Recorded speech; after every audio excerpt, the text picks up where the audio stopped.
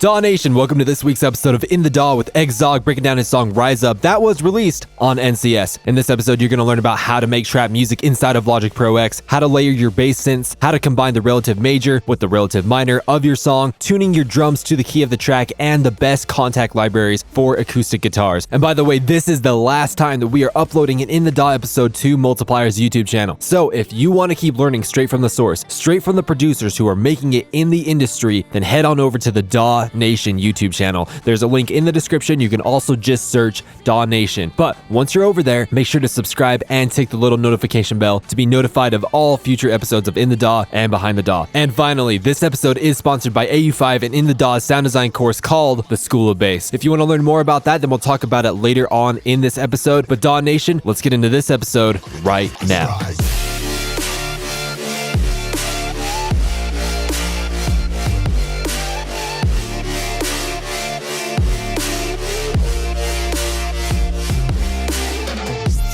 From the very inception of this song, where did it come from? Like, how did you come up with the idea to just sit down in a DAW and just start like creating ideas? Did you have a reference track? Like, how did this start? That was actually a rework of an old track of mine that was unreleased. I think the original was in E minor, and I think I switched this one to D minor. But yeah, it all started with the chord progression here. So you wrote out a chord progression before you did anything else?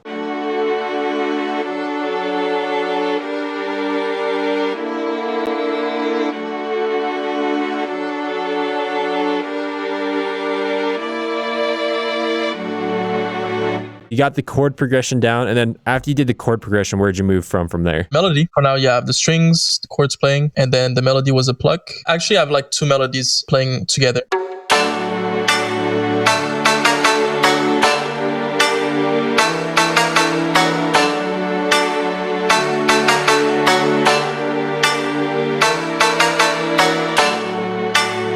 This was a sample. Yeah, I use iZotope Iris 2 for a sampler because the sampler in Logic is not really good, in my opinion. Like, you have variability on this one. So I just layered a few samples together. As you can see, I think there was one. Well, this one there was just one. And then here there was a second layer. I've never seen someone use Iris 2 as just a sampler. So that's really, really cool. Both together.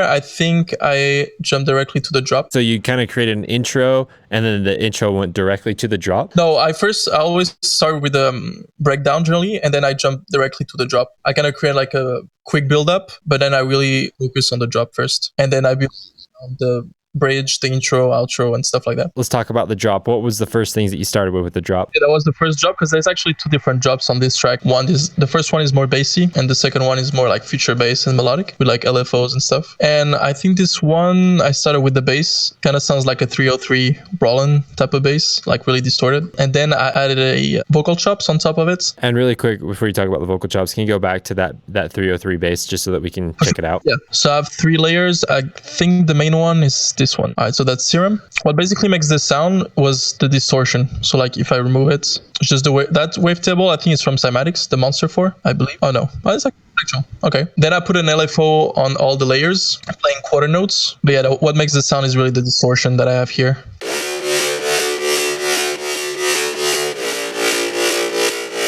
It's a really similar layer, but this one is the lower one.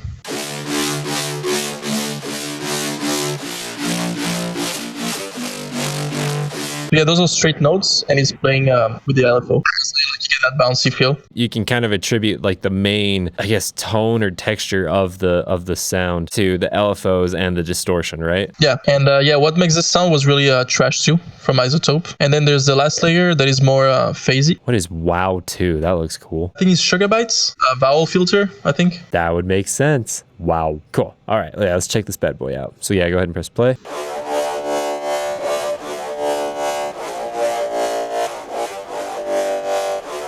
So yeah, in this one, there's like more phasing and flanger going on with Volcano and the wow also. So that was the foundation of the drop, these three layers together.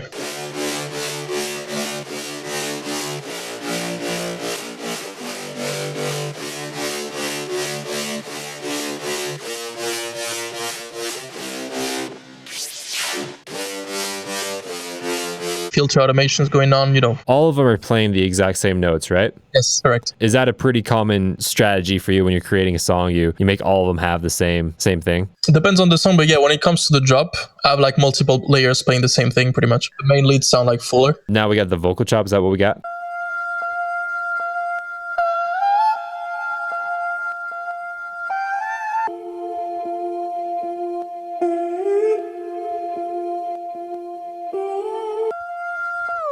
What I like about Logic is that you can do the breakdown effect just with the fader. See, then you select fade or slow down. When we were just listening to the vocals or the vocal chops right there, it sounds very happy and very, very major, but your song in the drop does not sound very happy and very major. What's going on here? The actual notes that the vocal chop is singing, it sounds like they sound like major notes, like happy notes, but the drop sounds, you know, dank and dirty and minor. Yeah, can you play all of them together?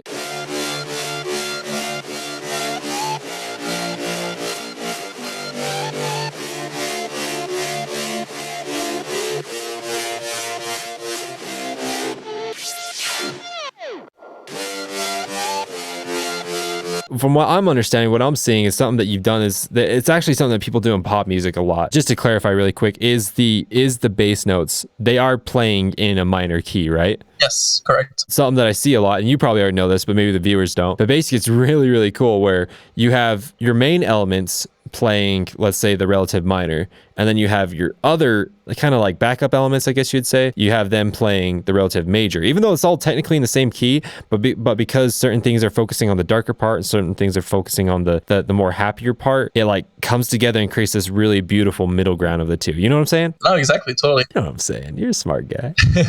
Tell me about Exhale, man. Oh yeah, so that was just a background noise. I think there was like just a vocal playing a one note. So I think the key of the track, I think it's D. Let me see. Yeah, it's D minor. So it's just ambient sound playing in the back. I can play a role. And is that from the Exhale plugin? Yes. Mm-hmm.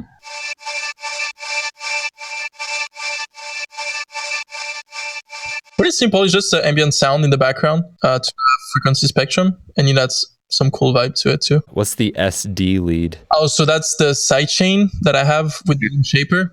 So yeah, everything goes to the bus one, and everything gets sidechained with a MIDI clip here. Move on to the drums and the bass maybe. So I have the 808 here, just a sine wave. That was a preset from Seven Skies. The thing that I do also to give some space to the kick, remove some attack from the 808 here. Like I see people like sidechaining and stuff, but I just go to the plugin and remove some attack. So I'll have some space for the kick to hit.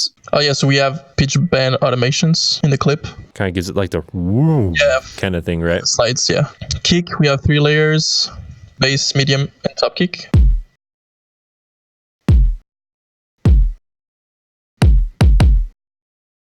They'll go to the bus. I didn't do much processing because, I mean, they're all working well together. Just added portion. Maybe I added a transient shaper, lower one, because there was a lot of low. I mean, the tail was like kind of long, so I just like make it shorter with the shaper. And where did you originally get the kick? Good question. I don't know, man. Some sample packs somewhere.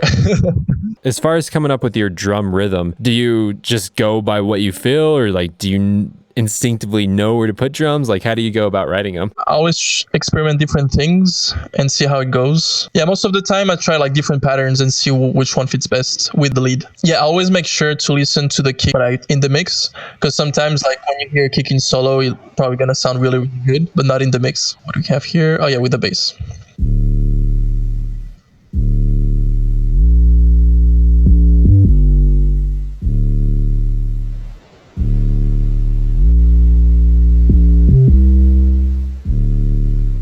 Kick, and then the snare.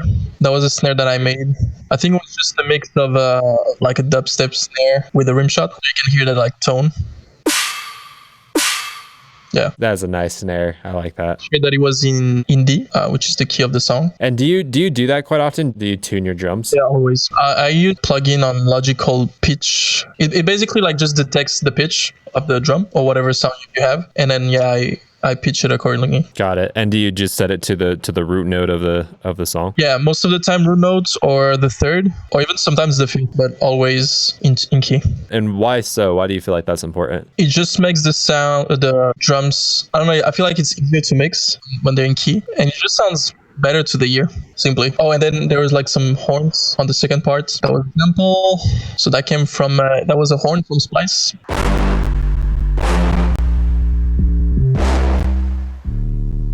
As far as you writing the drop and like constructing the drop, do you just kind of add it one element at a time? Like you completely flesh out an idea throughout the drop and then you go back and completely flesh out another idea? How does all that work? It really depends, but like in this case, I wanted the drop to be really simple and straightforward. So I mean, yeah, it was just all about having the right sound. But did you just start with one sound and then you flesh that out and then move to another sound? Oh yeah, I think on this one, I was scrolling through like some presets and I had like a similar bass sounds that I had like right now. And then I think I just remade the bass sound for the bass sound to fit with the song basically. Cool, man. Is there anything else in the drop that you want to talk about? Some automations here, low cut automations, reverb automations from my hi-hats, some pitch bend also going on in the hi-hats. I actually used a tambourine instead of a hi-hat. Let me see.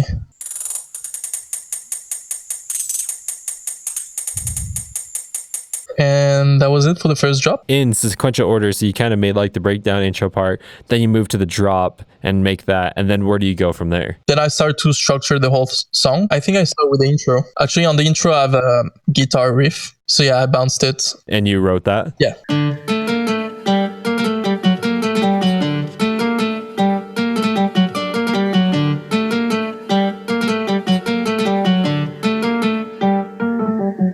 Yeah, I wanted to have a little intro to be able to play it live. So the guitar was from Contact and from Omnisphere. Yeah, the guitar from Contact. Which one was that? Is it the strummed acoustic? I bet it was the strummed acoustic. Ah, dang it, it wasn't.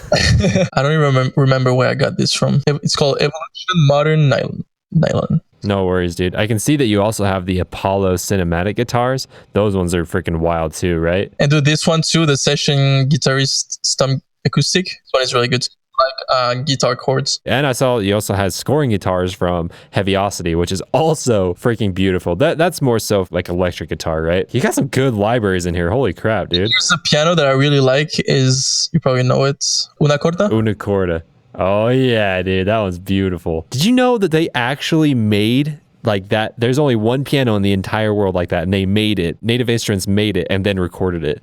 It's the only piano in the entire world like that. Yeah. I didn't know about that. That's crazy. They made it just to build the plugin? Yeah, like you can go watch the video on their website, like their promotional video. They actually made literally the entire thing. I didn't know that. But yeah, that's the guitar plugin that I used. I believe that was the lower one, and then the higher one was from Omnisphere.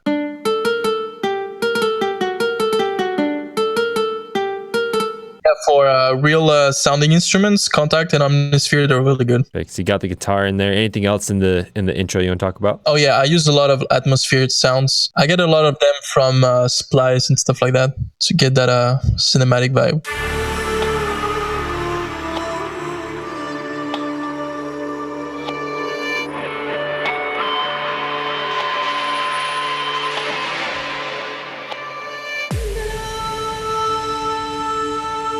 Actually, that vocal, like ancient vocal, or Eastern vocal, I would say. I think that was from Contact Library. Do you know it from what bank? Oh, was it freaking Vocalese? Oh man, I think it was either Vocalese or... Oh wait, what was that one at the very bottom? No, I think it was Vocalize. What was the one at the very bottom? It was like Eastern, yeah, Ethno World. What is that? Like Eastern Voices too, but it wasn't like that. Those are like more for like chants and stuff like that. Cool, so you got the intro down, we talked about the breakdown and the drop. What comes next after that? When I was working on the track, I had like the two drops were pretty identical and I found it like a little bit boring. So I just decided to switch the second drop. On the second drop though, I still use the bass sound from the first one.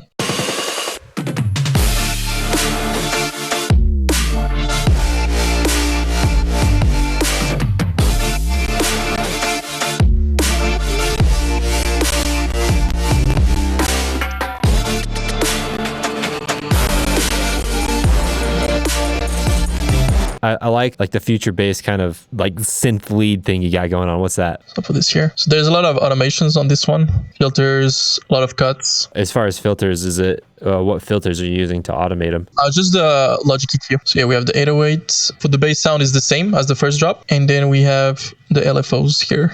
And I bounce them to be more precise with the reverb and stuff like that. I think there's like 4 or 5 layers. There's like a higher layer and then a lower one. Let's see right now. I'm gonna play the higher one right now.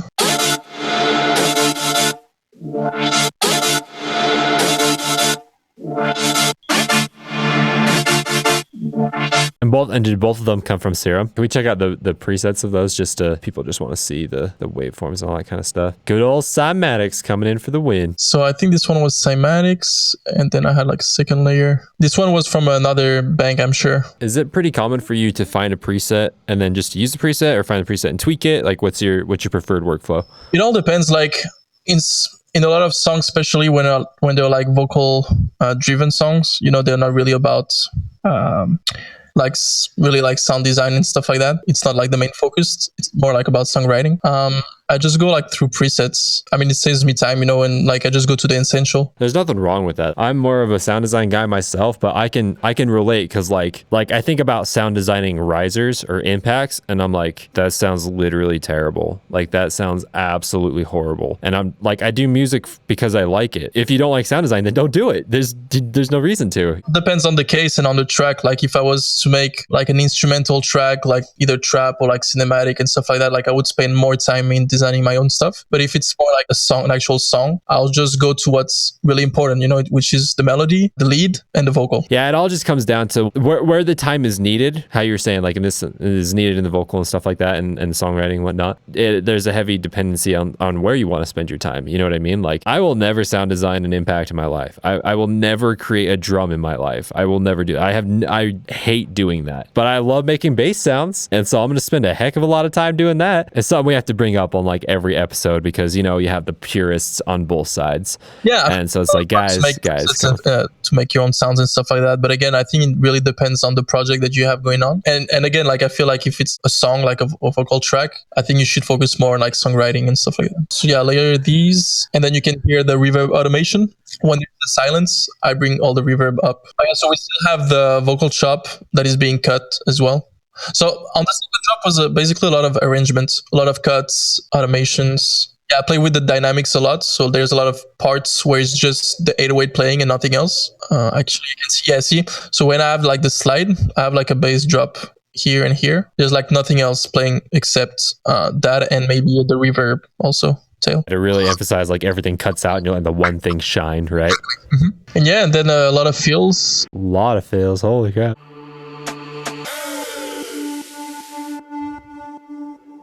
Toms and drums, stuff like that. It's a pretty simple drop. Basically, again, it's all about the arrangements. After the second drop, it's just an outro, right? Yes. Gotcha. And then is the outro, does it mimic the intro at all, or is it its own special breed? I just have some atmosphere sounds with the drums, but yeah, just kind of like fading out.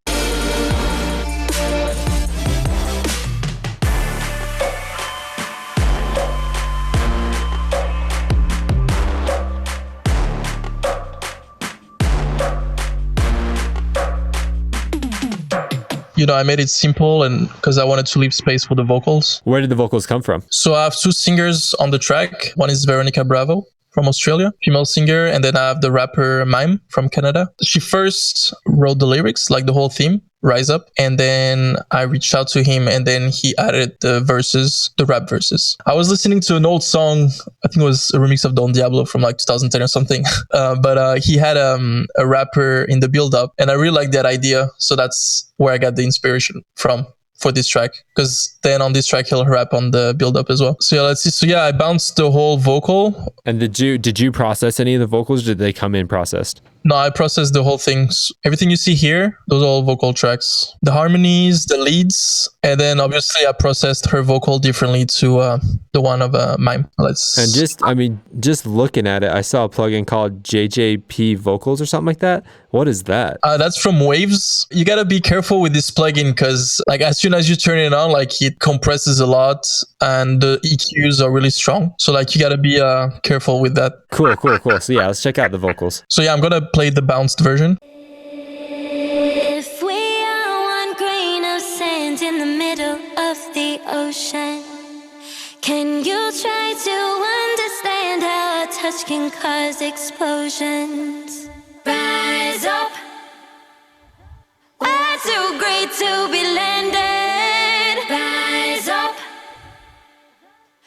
too great to be standing. They ain't never gonna stop us, flying by them like choppers, better tuck those wrists, cold blood in my fists, we fire starters, 1 out of a million will reach those heights, always had a feeling that I won't deny, that work never cut ties, look in my eyes, I'm on the rise. From what we listened to right there, what are the different techniques that you use from processing the female vocal to the male vocal? It's just that the harmonics are like different. It will also depend on which part of the song they sing. So for example, like he raps on the build up, so I'll probably like add more distortion to the vocal and stuff like that to add more intensity. But what was your question exactly? Like the difference? Yeah. So like when you got these two different vocals, right? Like what was kind of the process? Like when you listen to the raw female vocal, you're kind of thinking in your mind, okay, I want to do X, Y, Z to make it better. And then with the male vocal, I'm sure you also do that. You listen to it, you're like, okay, I want to do X, Y, Z to make it better. Like were they similar with that, or was it like two completely different things that you're just like, yeah, different things, because like again they play like in different parts of the song. So like for example, for the female vocal I wanted something more dreamy because she sings in the breakdown, so there's gonna be like more reverb and stuff like that, whereas in the rap verses he sings in the build up, so it's gonna be something more dry and more distorted. But then it all, the goal is to make it sound good in the mix. So obviously you're gonna clean the vocals with EQs, de-essers and stuff like that. Like first I always start with the cleaning process. I use also isotope RX to like clean the clicks and the pops, stuff like that. Then I clean the unwanted frequencies with the EQ and the esser, and then I start like getting into the mix and start like coloring the vocal tracks with like different compressors and stuff like that. From doing these interviews for 2 years now, I completely agree that it's like by and large what people say is like when they get a vocal, basically it's really cool because you treat it just the way like you would if you were renovating a house, right? You go in, you clean up everything that you don't want there, and then you add to it. Then you start accentuating what's already there and then bringing things in that weren't there, right? So you clean up, accentuate, and then bring in whatever's not there that you want, right? Yep. Actually, on the master, I usually have a mono plugin that always like go back and forth to verify that my mix works in mono. Make sure nothing collapses and disappears, right? So here I have the lead here and all the different harmonies. A lot of them are like pan to the left, right? So let's play the lead first. Rise up. We're too great to be landed. We're too great to be landed. And then she recorded different harmonies. We're too great to be landed. And then for the rise up, since that was like the hook of the track, she recorded like a make it, sound like really wide and thick. Rise up, rise up. So yeah, you have like higher ones, lower ones, pan to the left and right. They all go to a bus, and that's what I processed it. I like to use You just process them all together for processing. There's a really good de-esser. Stepping away from this song doesn't relate to the song. It can relate to the song, doesn't necessarily need to. Is there any concept in music production that you don't understand and that drives you crazy that you want to understand? That's a good question. Something that I really want to understand. I think the hardest thing to do in music production is how to make just a few sound work together. Like I've seen like, big pop production, they only have 6 tracks, but it sounds like there are like hundreds of them. They all like work perfectly. And they're all like less is more thing. And I feel like it's the hardest thing to achieve for sure. I see what you're saying. So like sound cohesion, that's what you want to know. I mean, that's something like it takes years to get there. First, when you start, where you just like layer a bunch of stuff together, and then it takes a lot of discipline to like be able to pick the right sounds that like work together in like just a few of them. So guys, he wants to know about sound cohesion. So if you guys make sure to leave a comment in the comments if you have any suggestions or any resources or anything like that could help us out and help all the other listeners and viewers out, go ahead, leave it down in the comments. So dude, thank you for coming on the show. Did you have a good time? Yeah, dude, it was great. Thank you for having me, for the invite. Hey DAW Nation, I hope you enjoyed this week's episode of In the DAW with EGZOD, breaking down his song Rise Up. That was released on NCS. If you found anything in this episode that was helpful to you, take a screenshot right now and tag me on Instagram stories at In the DAW Behind the DAW and tell me what concept helped you out this week. Also, if you really like this episode, not only should you comment and subscribe, but you should also check out the Biometrics, Curo, Slumberjack, and Fabian Mazur episodes of In the DAW that go over extremely similar concepts to what we talked about today. I'd also encourage you to check out our podcast Behind the DAW, where we focus more on the emotional, philosophical, artistic, and business side of music. Make sure to go check out the Dodge and Fusky, Holly, Rogue, Echoes, and Carrot episodes of Behind the DAW. You can listen to them anywhere, like YouTube, Spotify, Google Play, Deezer, iTunes, SoundCloud. Wherever you like to listen to podcasts, we're there, I promise. Go check it out. And then finally, if you want to take your sound design skills to a whole new level, then make sure to check out the AU5 and In the DAW course, The School of Bass. It has over 20 hours of videos showing extremely unique and advanced sound design techniques that AU5 and I have gathered over the last 15 years. It also includes a ridiculously huge amount of effects racks, instrument racks, and project files. We have also included bonuses like MIDI arrangement templates of over 70 of AU5 songs so that you can see how he arranged his most famous songs. We also include a sound design journal template so that you can keep track of all the techniques that you're going to be learning, and we even already have it loaded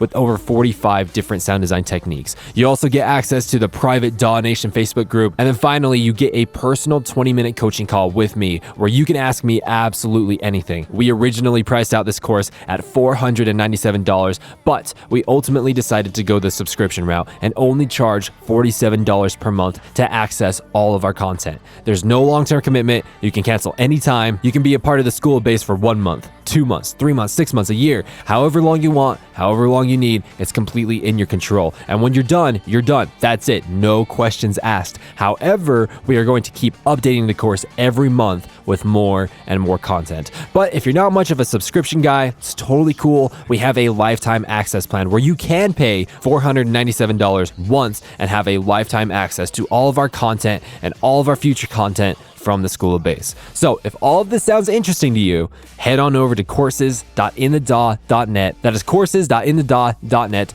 to go ahead and find out more information on the School of Bass. And if you're still on the fence about it, you're not quite sure if this is what you want to do, no worries. You can take the free version of the School of Bass. There is a link below for this, or you can, again, go to courses.inthedaw.net and find the information over there as well. DAW Nation, I hope you enjoyed this week's episode of In the DAW, and if you did, again, let me know either in the comments or by tagging me in an Instagram story at In the DAW Behind the DAW. But DAW Nation, I hope you have a great day, and I'll see you on next week's episode.